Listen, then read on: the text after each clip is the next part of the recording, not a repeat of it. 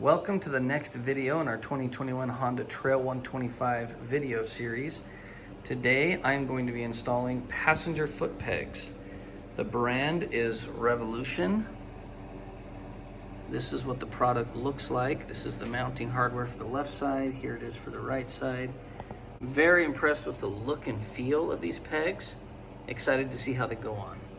Step one, on this right side peg, we need to use an Allen wrench to remove this piece off the top here.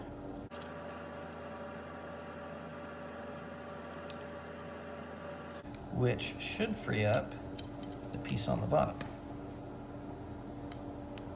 Okay, in order to install this right side passenger peg, we are going to start by using a 3/8 drive with a 12mm socket, and we are going to remove this bolt down here. There it is. We're going to hang on to that. We won't ever get rid of it. This plate does several things. It holds the brake lever in place. So this is not being replaced by this. This is mounting over the top of it. But be aware that as we use our 1/2" drive with a lot of leverage and this 19mm socket to remove this bolt, that this whole piece will want to come off, and we're going to need to hold it in place. So I'm going to hold this plate in place. I suppose it might be easier if you removed the kickstart first, but I'm not doing that.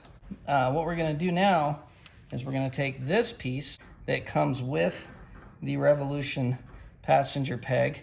We're going to put it with, see, there's a narrow side and then there's a wide side. The wide side's going to thread on. I'm going to make sure that plate is where I want it. As you can see, this black plate holds this whole rear brake mechanism in place. And the method that I have found that seems to work the best for installing this passenger foot peg is to do the bottom mount first. It would help to have an extra set of hands, but if you can get that in there and get that in there first and thread it in, then when you go to tighten this upper one, this one is already lined up and in place. But if you do this one first, it flexes the metal and it gets it out of place so that you can't get this bottom one in. I need that to be a little bit looser down there. There we go.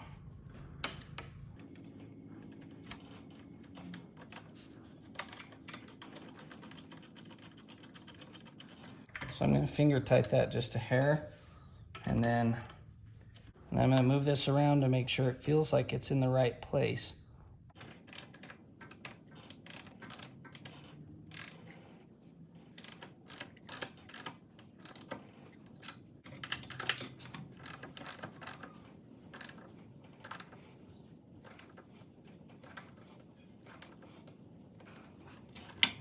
Okay, now we should be able to swing this up into place. That pops in right there. And it threads into the top of that nut we just installed.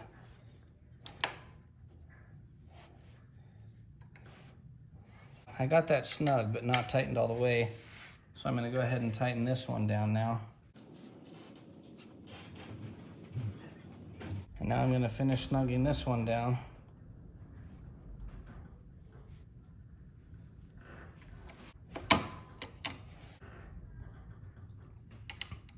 As best I can tell, I believe installation is done on this side, right side. I think I've done it correctly. Time will tell.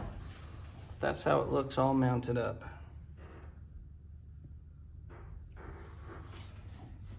Now for the left side, we're going to be using this point. We'll use this 14mm socket on a 3/8 drive. Takes a little strength to get that loose. And this one down here is a 12. That one's not quite as tight. So let's pull this bottom bolt out. It's an original part, so we're going to hang on to it.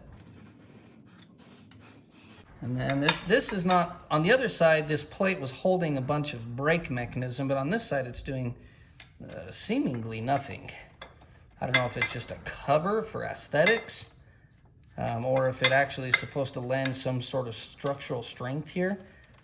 But either way, there's a new bracket that's going to replace all of that. So here's the other nut that we just removed, and it looks like there's a washer with it. There's a nut and a washer that were original parts. I'm going to hang on to those. And this, which is actually on this left side, is being replaced, whereas on the right side, we did not replace the original piece. So we've got to remove this cap, which will free up the nut on the back. We will start with this. Let's go ahead and put this on here.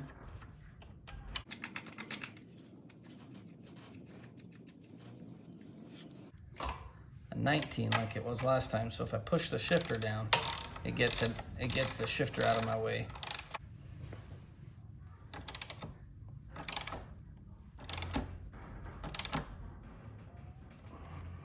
So let's try just putting it on with that.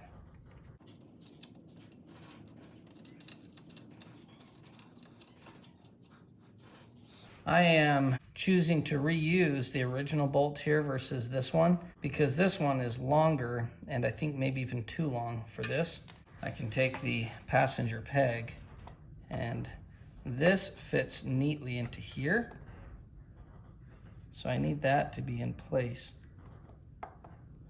like that. And then this pops onto there. Now this is a little bit of a pain. I need that out of the way while I'm doing this. I just need this to thread in on its own so it'll stay in place while I fiddle with the rest of this. Okay, I think it threaded in. Ow. That dang thing is sharp, I'll tell you what. Under here, woo-wee, there's a burr right there. It's getting close. Okay, so I'm gonna pull this up now. See if I can swing this back around up here. Like this.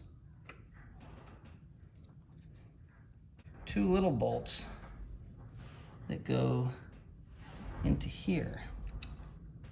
Okay, so I've got one threaded in. Let's see if I can get the other one threaded in. I'm going to snug this one down.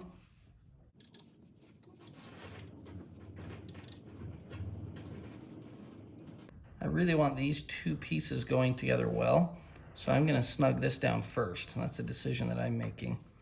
And then I'm going to snug down the two main attachment points. So now using my 12mm socket under here, I'm going to snug this down real well. Again, using that factory bolt, not using the one that was supplied. I'm going to make sure that these are snug, and they seem to be. And now I'm going to snug up this one. Here's how it looks now that the installation is done. I think that Revolution did a good job matching colors and finish to the bike. And by that I mean the passenger pegs don't look out of place to me.